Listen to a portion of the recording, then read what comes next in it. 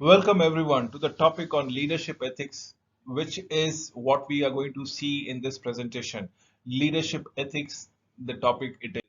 So we'll talk with the definition, start with the definition as usually is the case about ethics. It's a system of moral principles and values. The moment I said it's a system of moral principles and values, it becomes person specific. Remember, your ethical values would be completely different than mine one.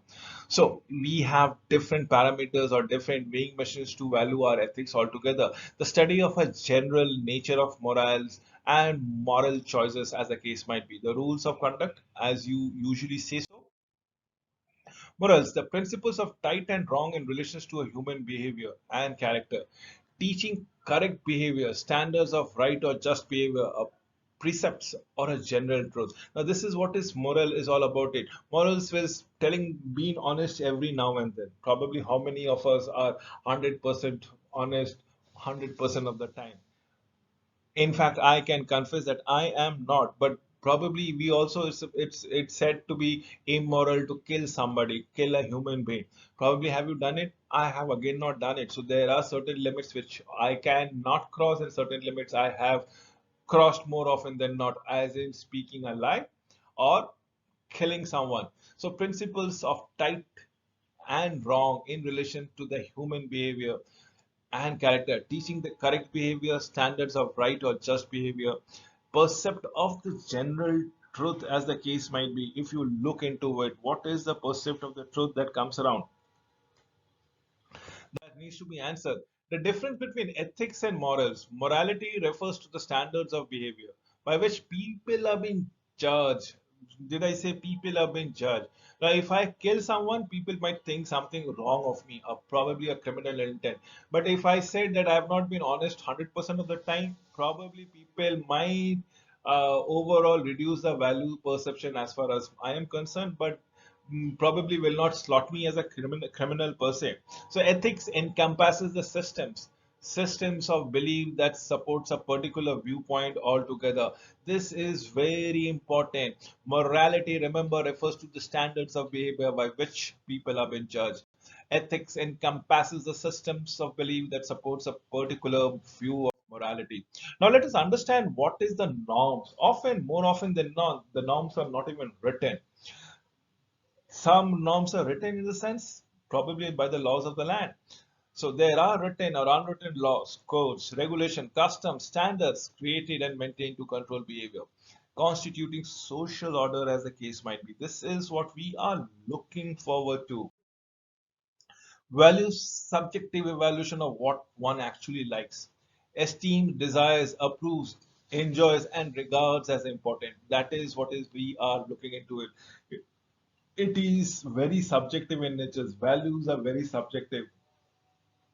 Many people in the world, across the world, are wanted to become a vegan. What does vegan means? They are adopting a vegetarian diet in their consumption. They are in fact saying even no to milk per se, no non-vegetarian consumption in their diet. So is it a value based system? Probably it's a value based system. It's subjective, but then why the rest of us are not following that vegan lifestyle?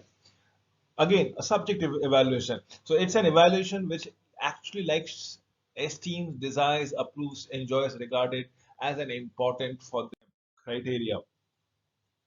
The conceptual descriptors for the shared norms and values, thereby, how do we go across with it? Is the culture that comes across it.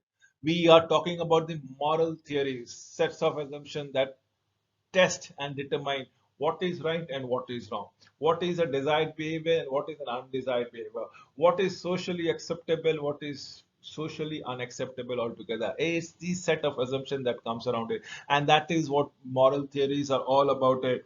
Remember, we are talking about leadership ethics in this presentation. It is all about utilitarianism. What is it? It means it is objective oriented, end based. You are interested in the outcome, not in the process. How you manage the outcome is your business. You are not interested in anything else but the outcome. So whatever produces the greatest code for the greatest number is right. It's a utilitarianism basis. Examine the possible results and pick the one that produces the most blessing. over the greatest range, as the case might be, which we are looking for. Then comes the political legislations in place, absolutely in place as far as political legislation is concerned. How do we go across with it? Let us come to the categorical imperative. Now, categorical imperative, unlike the utilitarianism, is all about it. This is not end based but rule based. This is all about process and procedure. You are not concerned with the end outcome. Yes, end outcome is always at the place, but you will not compromise the process thereby. Listen, been proposed by Immanuel Kant.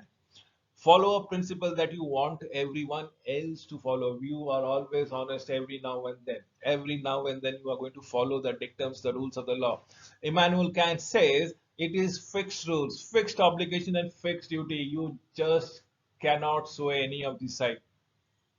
Acts in a way that your action could become your universal standard and everybody will be able to predict it. And that is what will catapult you to the position of leadership, because people are able to predict your behavior. The people are able to see how transparent you are. People are going to not judge your integrity of your character, as the case might be. And this is not the utilitarianism view, it is the categorical imperative which was propounded by Manuel Kant. Let us come to the virtue ethics, which is care based. Now again, the golden rule for care based thing, neither the end based nor the process based, it's the care based. It is all about your behavior by putting yourself in somebody else's circumstances.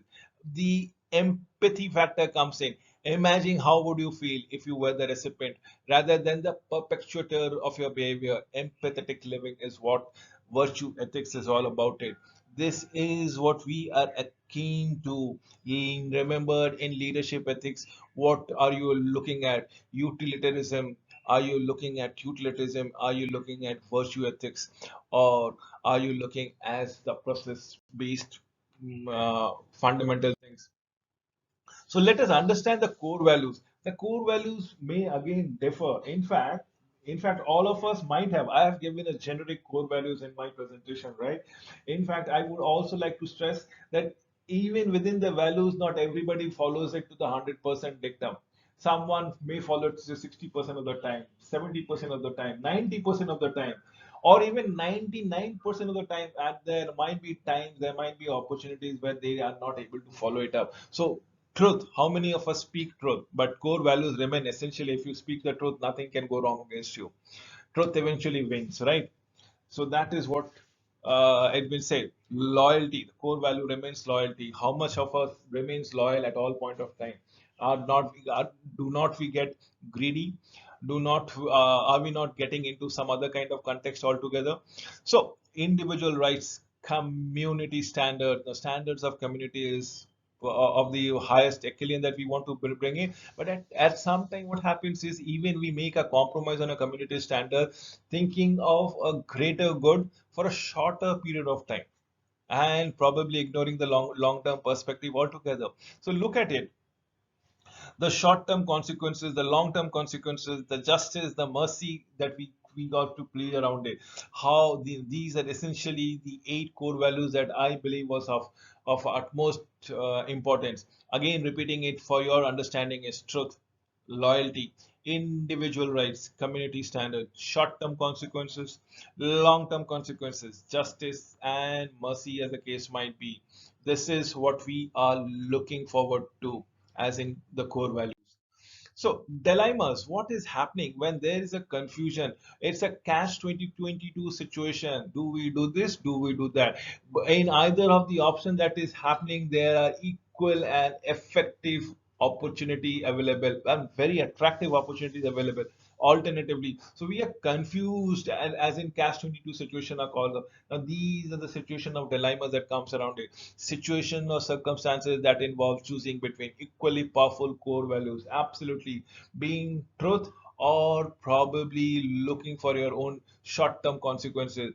If I speak the truth, probably we all suffer in the long run, but in the long run, everything eventually falls in place. I do not gain anything in personally, but if I don't speak, or if I even speak half truth, the the other person might get effective in negative connotations, but I will be benefited in the short term consequences, in the short term duration, I will be benefited immensely economically, financially, I might be benefited. So you need to understand where are you going around it. Do you want to go to maintain the status quo? So there are options available for us at single point of time, and you are supposed to take equally powerful core values, size of which one you want to go around it, because at the end of it, the attraction, the valence, the options are equally providing you with equal amount of incentives. So this is the case where you are confused which one to choose and which one to negate. So dilemma's paradigms is truth versus loyalty. Should I speak the truth, or should I be loyal to my friend or to my boss or to my organization? Should I be individual versus community? Should I look for my own gain, or should I look for the community gain? Should it be a short term versus long term? Should it be justice versus mercy? Let us ignore it, forgive and forget it, or let us give the justice as one sow, so one reap. As you want to go around it, how do you ascertain which paradigm to choose from, which are the dilemmas that to go around it, which are the values which you are more closer to your heart? With this, we come to the very last slides of leadership ethics, as a case might be. Remember, ethical or moral leadership is what moral theory applies or informs the leader the best how to act, how to decide. What core values are involved in a situation? Do the people, circumstances, culture provide salience in making a particular choice? How, if it is there, you need to answer this question as in what ethics you try to uphold. With this few words, I would love to wind up this particular presentation. Thank you once more for watching this video.